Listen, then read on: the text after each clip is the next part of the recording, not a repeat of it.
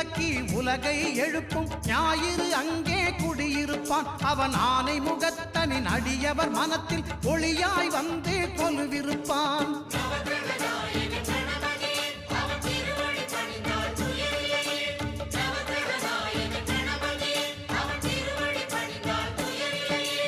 ஒன்பது கோளும் ஒன்றாய் காண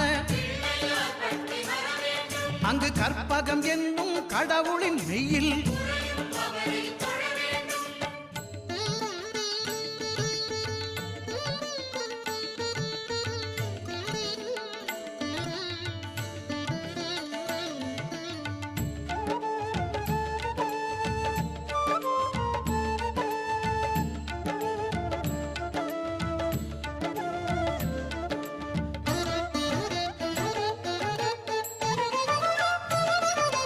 திங்கள் பகவான்